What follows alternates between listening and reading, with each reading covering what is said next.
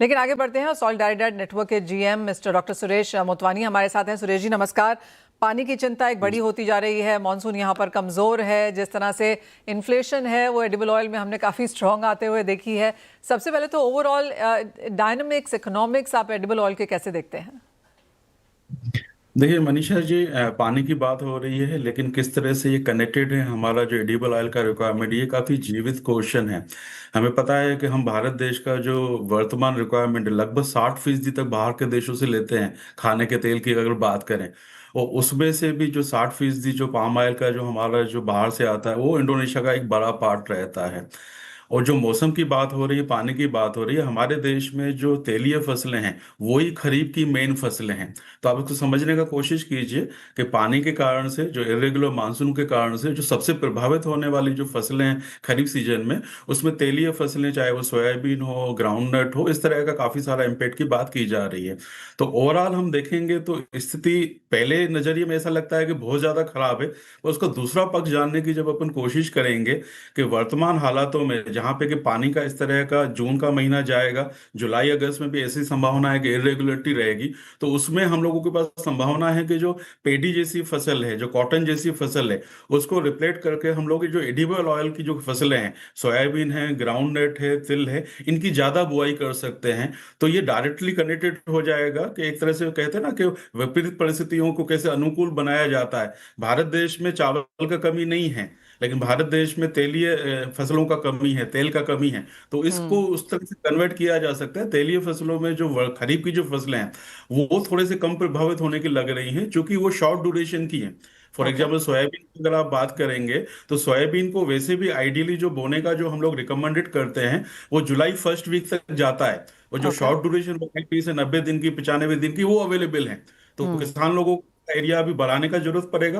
और मूंगफली एक ऐसी फसल है जिसको कि इस इरेगुलरिटी का बहुत कम इम्पैक्ट पड़ने वाला है कंपेयर ओके। टू पेडी और कॉटन। हाँ जी। ऑलराइट।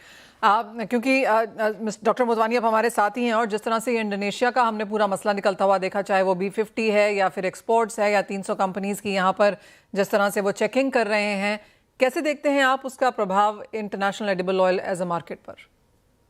मुझे लगता है कि भारत के लिए ये सही स्थिति है कि हम कह तो जरूर रहे हैं कि हम लोगों ने स्वावलंबन आना है, सेल्फ सफिशिएंसी करना है। जब इस तरह की जब क्रिटिकल सिचुएशन बनती है तो हमने और ज्यादा मोटिवेट होकर आगे काम करना चाहिए। भारत को अभी पाम ऑयल का मिशन शुरू किए हुए 3 साल हो गए हैं। जिस तरह का प्रोग्रेस है फील्ड पे, बहुत ज्यादा अच्छा दिख नहीं रहा है।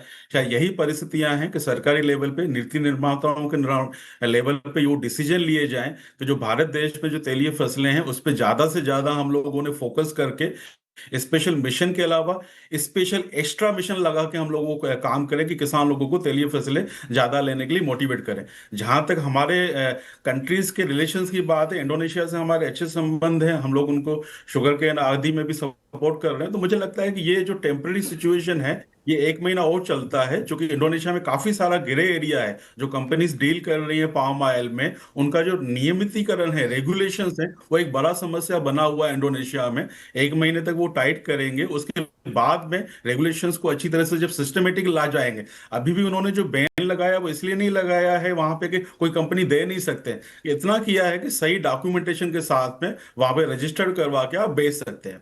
तीसरा मुद्दा है बायोफ्यूल का। इसको हम लोगों ने गंभीरता से लेने का जरूरत पड़ेगा।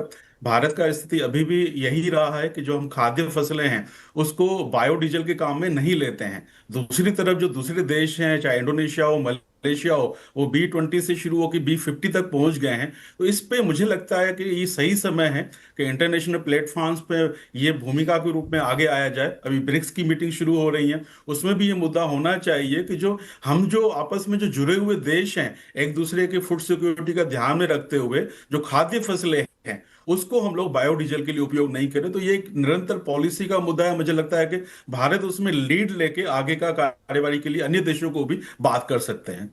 हाँ जी। Fair point that. Doctor Motwani बहुत शुक्रिया साथ जोड़ने के लिए। वो चाहे वो बारिश की बात है या फिर वो इंटरनेशनल क्यूज हैं इंडियन मार्केट्स के लिए, दोनों पर ही मुद्दों पर बात यहाँ पर करने के लिए। एग्री कमोडिटीज में